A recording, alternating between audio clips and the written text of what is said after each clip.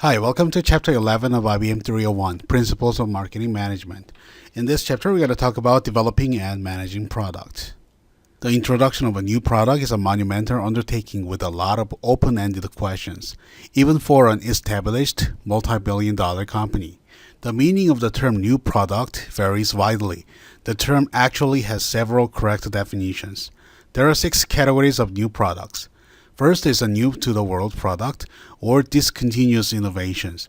Create an entirely new market and are the smallest category of the new product. New product lines allow a firm to enter an established market. Addition to existing product lines include new products that supplements a firm's established product line. Improvements or revisions of existing products may be significantly or only slightly changed. Repositioned products are targeted at a new market or market segment. Lower-priced products provide performance similar to competing brands at a lower price. Results from studies of the new product development process have concluded that companies most likely to succeed in developing and introducing new products take the actions shown on this slide. Make the long-term commitment needed to support innovation and new product development. Use a company-specific approach driven by corporate strategy and objectives with a well-defined new product strategy at its core. Capitalize on experience to achieve and maintain competitive advantage. Establish an environment conducive to achieving company-specific new product and corporate objectives. Most companies follow formal new product development process consisting of 7 steps shown here in Exhibit 11.1. The funnel-shaped graphic highlights the facts that each stage acts as a screen to filter out unworkable ideas as the new product development process evolves. A new product strategy is part of the organization's overall marketing strategy. It sharpens the focus and provides general guidelines for generating, screening, and evaluating new product ideas. So, the new product strategy is a plan that links the new product development process with the objectives of the marketing department, the business unit, and the corporation. New product ideas come from many sources within an organization and from outside of an organization. A technique that is being used increasingly to generate new product idea is called crowdsourcing.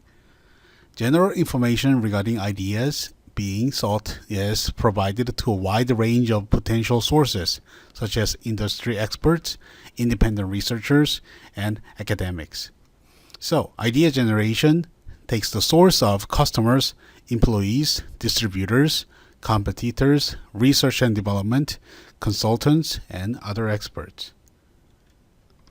Creativity is the wellspring of new product ideas, regardless of who comes up with them.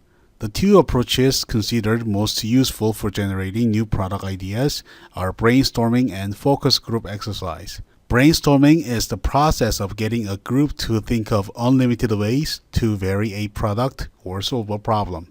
The objective of focus group interview is to stimulate insightful comments through the group interactions. Screening is the first filter in the product development process, which eliminates ideas that are inconsistent with the organization's new product strategy or are inappropriate for some other reasons. The concept tests are considered fairly good predictors of successful for line extensions.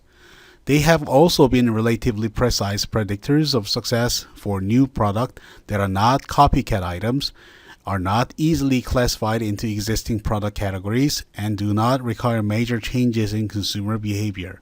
A concept test is the test to evaluate the new product idea, usually before any prototype has been created. In the business analysis strategy, the preliminary figures for demand, cost, sales, and profitability are calculated. In an established market, the accuracy of revenue projections can be made using industry estimates of total market size. But forecasting market share for a new, fragmented, or relatively small niche entry is a bigger challenge.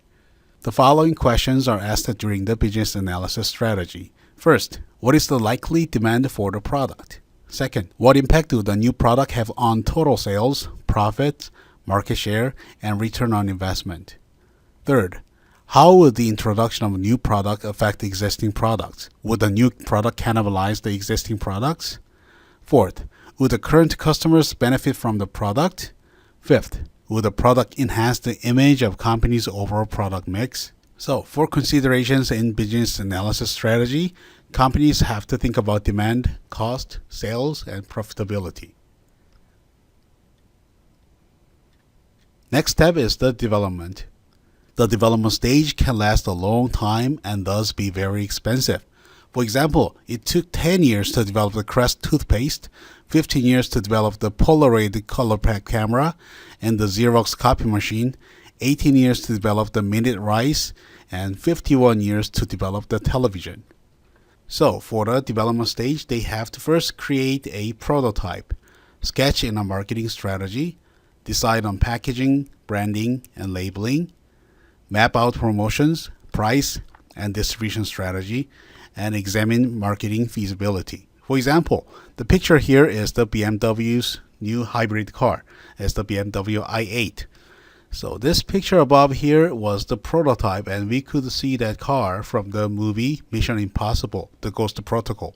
But now we can see this car on the street. It looks kinda similar to each other, but they had to modify some designs for the safety reasons or performance reasons. The development process works best when all the involved areas, such as marketing, research and development, engineering, production, and suppliers, work together rather than sequentially. This product is known as a simultaneous production development. This approach allows firms to shorten the development process and reduce cost. The internet is a useful tool for implementing simultaneous product development, particularly for global efforts. Global R&D is important because large companies have become global and focus on multiple markets. Also, companies want to tap into the world's best talent. Next step is the test marketing after the product development.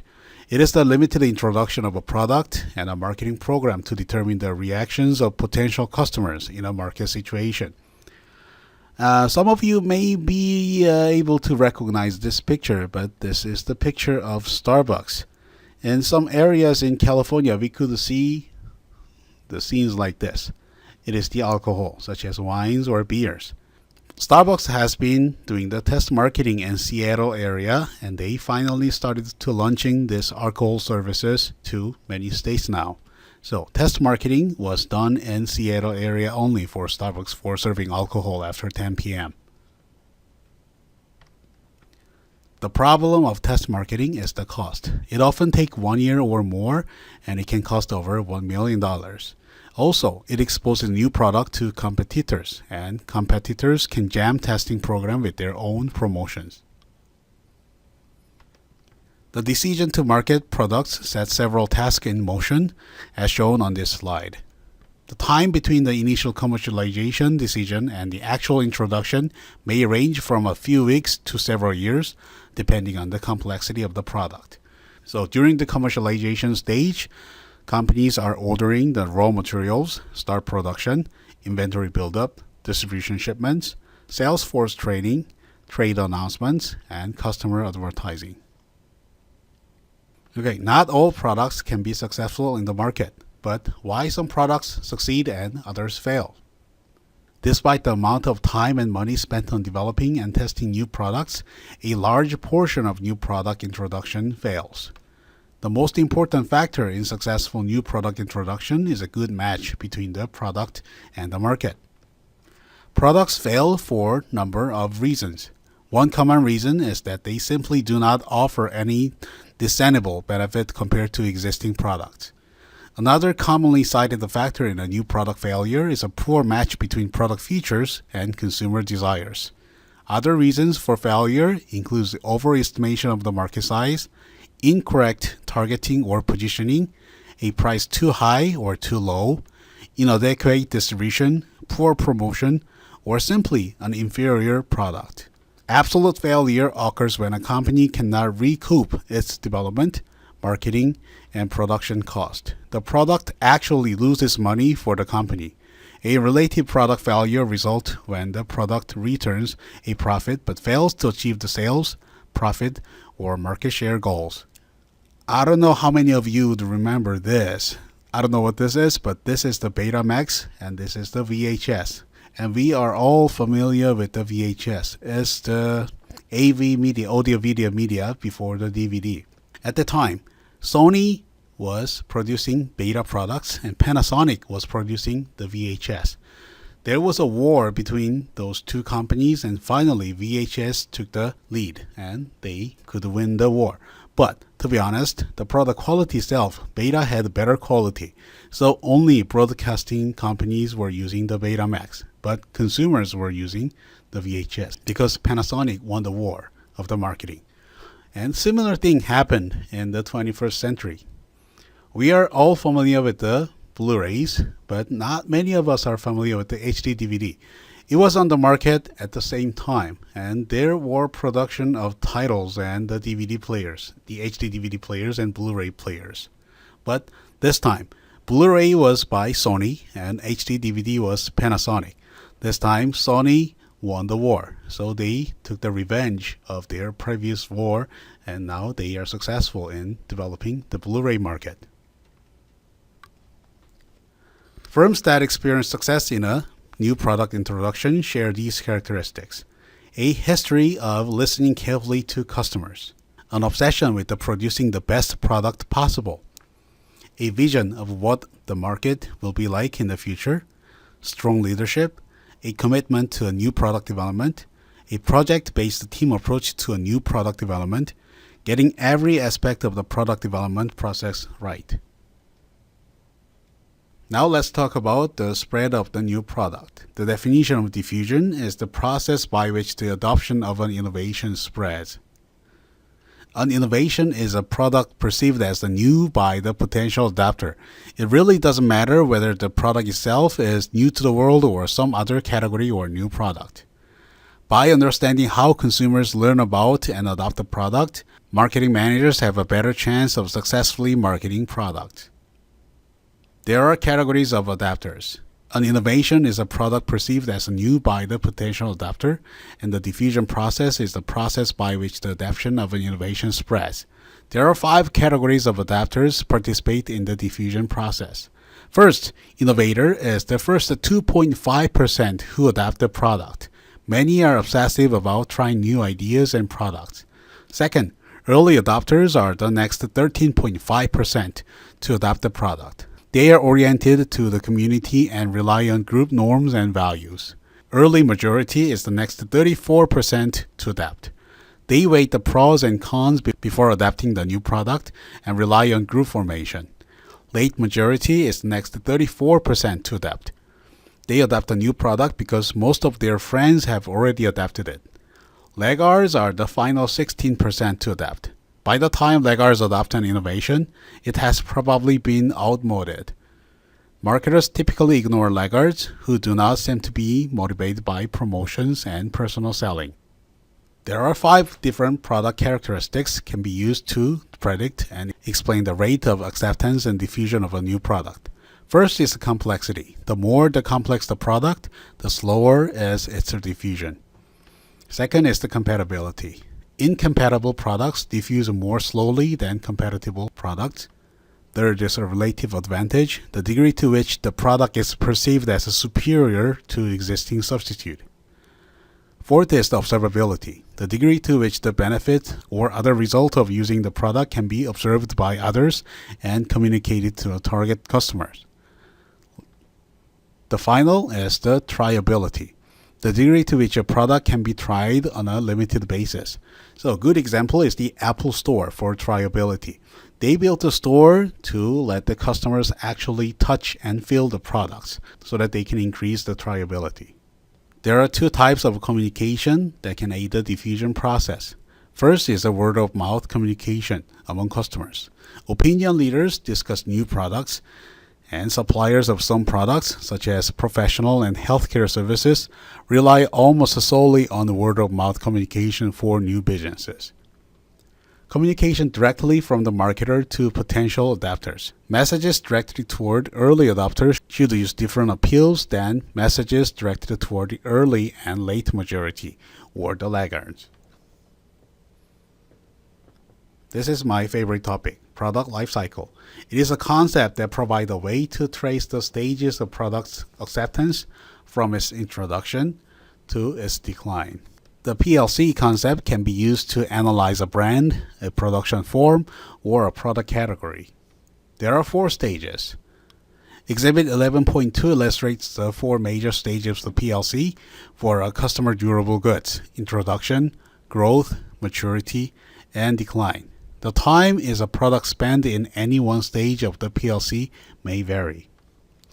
There are 2 curves here. The upper curve is the sales, which is the revenue, and the lower curve is the profit. Note that here the profit curve is negative. The reason for that is companies have to spend money for R&D and new product development. So they have to spend the money even if there is not enough sales or profit. By the time they make up the cost and start the profit, this is what we call the break-even point. Exhibit 11.3 illustrates typical life cycles of styles, such as the formal, business, or casual clothing, fashions, such as miniskirts, and fads, such as leopard print clothing. Changes in product, its use, its image, or its positioning can extend the product's life cycle. The PLC concept does not tell managers the length of the product life cycle or its duration at any stage. It is a tool to help marketers forecast future events and suggest appropriate strategies. Recently, a good example of the fad is the Pokemon Go. One time, almost everybody played, but we can see only a few people is still playing. So they had only very short amount of lifetime, but it's gone now. Okay, among the 4 stages, the first stage is the introductory stage. Introductory stage represents a full-scale launch of the new product. During the introductory stage, sales normally increase slowly. Marketing costs are high due to higher dealer margins required to obtain adequate distribution and the cost of consumer incentives to try the product. Production costs are high. Advertising expenses are high because consumers must be educated about the product's benefits. Promotion strategy focuses on developing products awareness and informing consumers about the product's potential benefits. Intensive personal selling is often required. Promotion of convenience products often requires heavy consumer sampling and couponing. Shopping and specialty products demand educational advertising and personal selling to the final consumer. So during the introductory stage, there's a high failure rate and there's a little competition because it's the new to the world product. Also, there's a frequent product modification and also limited distribution, high marketing and production cost, negative profit with slow sales increase because they have to spend money for research and development. Next stage is the growth stage. In growth stage, increasing rates of the sales. Also, there's an entrance of the competitors. There's an initial healthy profits, and also there's aggressive advertising of the difference between brands. Finally, there's a wider distribution. In the growth stage, sales grow at an increasing rate. Many competitors enter the market, and larger companies may acquire small pioneering firms. Profit rise rapidly, peak, and begin declining as the competition increases. Aggressive brand advertising and communication of the differences between brands is the preferred promotional strategy. Adequate distribution is a major key to establish a strong market position and product success. The third stage is the maturity stage. The maturity stage begins when the sales increase at a decreasing rate and the market approaches saturation. This is normally the longest stage of the product life cycle. Annual models may appear during the maturity stage for shopping and specialty products. Product lines are lengthened to appeal to additional market segments. Service and repairs help manufacturers distinguish their products from others. As prices and profit continues to fall, marginal competitors drop out from the market. Heavy promotion is required to maintain the market share. There are niche marketers that target narrow and well-defined segments of the market emerge. The final stage is the decline stage. The rate of the decline depends on how rapidly consumers' tastes change or substitute products are adapted. Many convenience products and fad items lose their markets overnight. Some firms eliminate all non-essential marketing expenses and let sales decline as more and more customers discontinue purchasing the product. Other firms practice organized abandonment, which is based upon a periodic audit of all goods and services that a firm markets. Exhibit 11.4 shows the relationship between the adapter categories and the PLC. Note that the various categories of adapters buy products in different stages of the product life cycle. Almost all sales in the maturity and decline stages represent repeat purchases. The upper line, the purple line, is the product life cycle curve, but the lower curve is the diffusion curve. Note that the diffusion is going down from the end of the growth stage and falls to the bottom.